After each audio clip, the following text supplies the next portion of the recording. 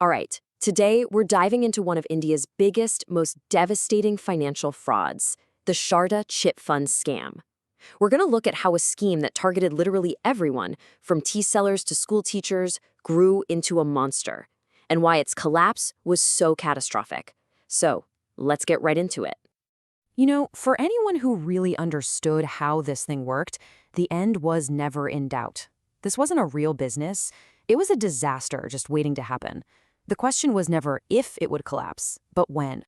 And when that house of cards came down, wow, the human cost was just staggering.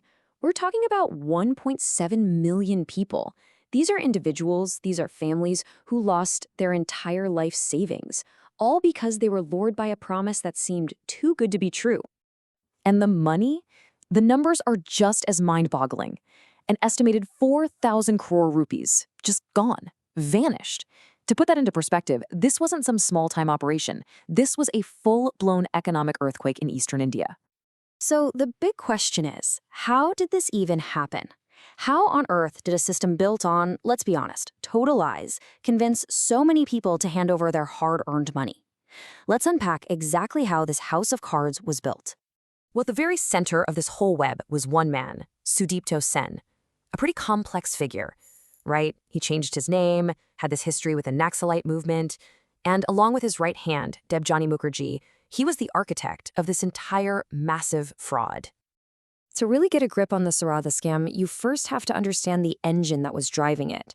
And it wasn't a real business, not at all. It was a classic financial trick, a sleight of hand that we all know as a Ponzi scheme.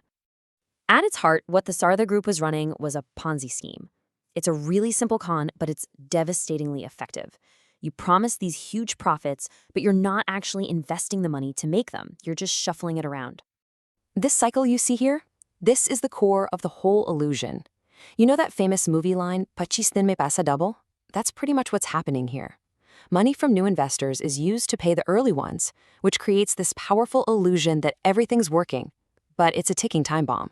The second new people stop joining, the entire thing is guaranteed to collapse. Okay, so how did Sudipta Sen take this textbook Ponzi model and blow it up to such a massive scale? He did it through the Saradha Group, this company he started way back in 2006. The real secret sauce to its insane growth was its army of agents. Sentman offered them unbelievably high commissions. We're talking 20 to 40%. Think about that. If an agent brought in 10,000 rupees, they could walk away with up to 4,000 right there. This created a hyper-motivated sales force going door to door, pushing this scheme like crazy across villages and towns. And this is where the deception gets crystal clear. On one side, people were promised something safe and secure, like a bank deposit, and they were given these official-looking documents. But the reality? They were literally just worthless pieces of paper. They were buying into a totally unregulated, high-risk scheme that was designed to fail from day one. But promising crazy high returns, that's only part of the story. Sudipta Sen was an absolute master at building this public image of legitimacy and trust. He created this incredibly elaborate mask to hide the ugly truth underneath. I mean, just look at this playbook. He named the company Saradha after a deeply respected spiritual figure. Instant trust. Then he gets a huge Bollywood star as a brand ambassador. He's sponsoring beloved cultural festivals, local football clubs. He even ran ambulance services. Every single move was calculated to make Saradha look like a pillar of the community, like a company you could trust. And this might be the most brilliant and most cynical part of the whole deception. See, in Bengal, real chit funds are a traditional, trusted way for communities to save money. So Saradha called itself a chit fund to piggyback on that trust. But it wasn't a chit fund at all. It was a totally different, fraudulent model designed specifically to avoid oversight from central regulators like SEBI. So for years, this whole illusion worked. This mask of trust held up. But by 2013, the cracks were starting to get too big to hide. Let's look at how this whole thing finally came crashing down into the light. And when it started to unravel, it happened fast. Super fast. In February 2013, payments start getting delayed. The regulator, SEBI, starts closing in. Then Sen himself writes this bombshell 18-page letter admitting to paying off politicians, and then he just flees. Protests erupt, and within weeks, he and his team are caught in Kashmir. The House of Cards had well and truly fallen. And the aftermath, it's just heartbreaking. Of the roughly 4,000 crores that vanished, look at how little was ever recovered and distributed as relief. Less than 500 crores. For those 1.7 million victims, the vast majority of their life savings was just gone, forever.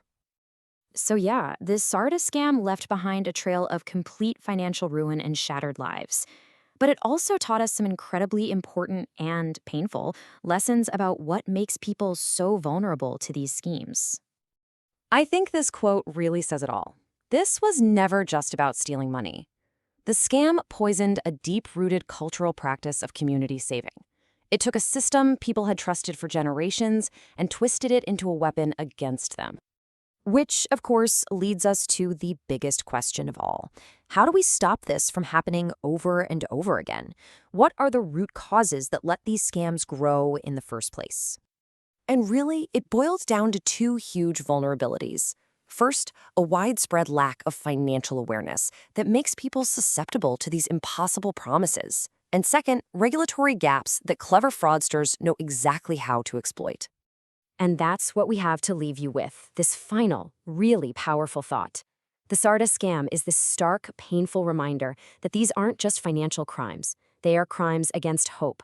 And unless we seriously strengthen both regulation and financial education for everyone, the cycle is bound to repeat, trapping the most vulnerable people in the same labyrinth of deceit again and again.